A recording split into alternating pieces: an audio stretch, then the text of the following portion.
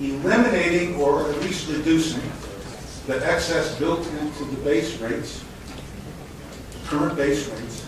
If you eliminated at least some of that excess, you would be in a position to at least mitigate some of the costs that are of concern with respect to the EPA rules. This may be especially important for Virginia. There's been a lot of emphasis on the notion that Dominion's rates, for example, are really low.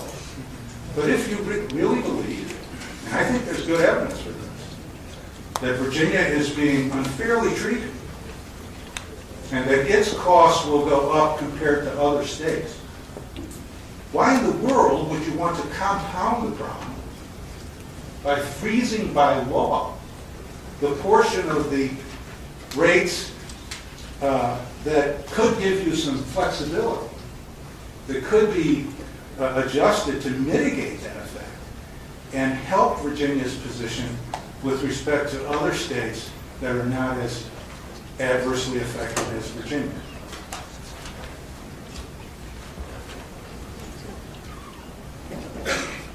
Instead of mitigating the potentially adverse effect on Virginia of the EPA rules, this bill compounds the problem by freezing base rates at an excessive level, even though those base rates could be used to mitigate the impact of any EPA-based related increases, and, most importantly, by depriving the Commission of critical oversight authority at the very time when we need it most. Now, proponents of the bill have promoted it as consumer protection. This is my last point, Mr. Chairman. Your indulgence. Okay, yeah, and I'll be happy to answer all questions if I can. Where the indulgence more, so we'll have some questions. This is being promoted as a consumer protection measure. And I did participate in the so-called stakeholder meetings that were referenced, and I was grateful. I wondered who those people were. Yeah, I was in the room. Thank you. And I was grateful for Senator Wagner giving me that opportunity. I really was. But there have been a number of questions here that I've thought, and actually this was asked over on the Senate side too. What's the effect of this bill on rates? You know, will customers pay more or less if this bill's enacted? During those stakeholder meetings, I asked that question. Dominion said that it had not modeled the customer rate impact of the bill. In other words, it had not modeled the customer rate impact of freezing these base rates versus not freezing these base rates. Now, if you're going to freeze rates out until the end of 2022, and there could be no change at all until roughly early 23. If you're going to be freezing rates that long, why wouldn't you model the effect on your customers and on your shareholders? That's just very difficult to understand, but that's a critical question. In sum, customers of the Commonwealth's two largest investor-owned utilities, and there are 2.9 million. Those are your constituents. Those are your people. They are not protected by freezing excessive base rates.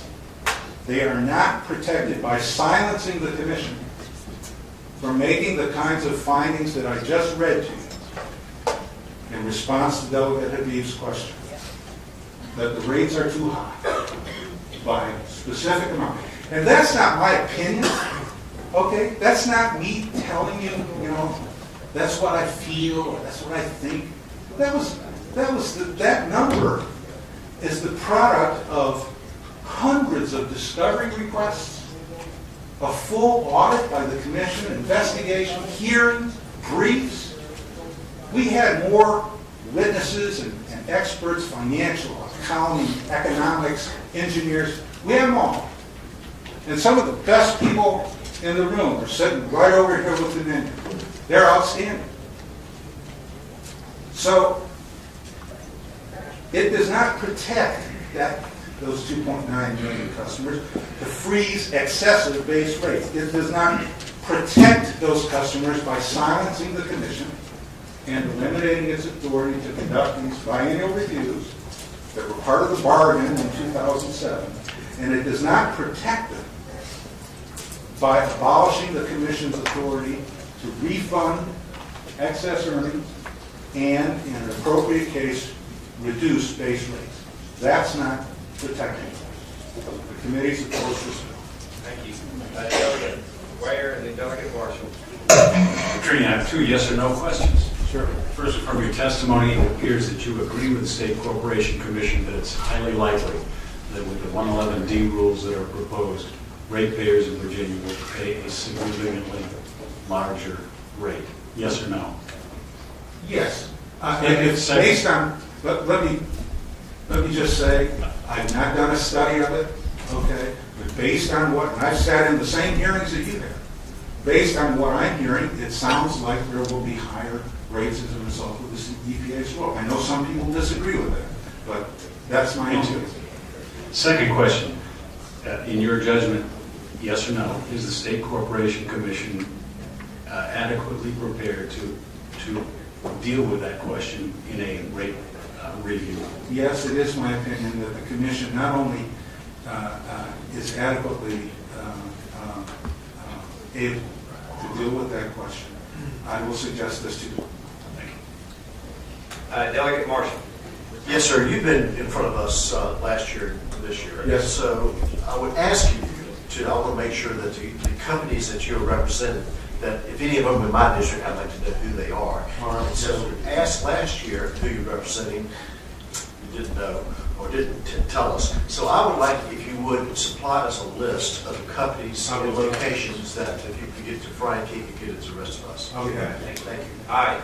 Other opponents? Thank you. Thank you.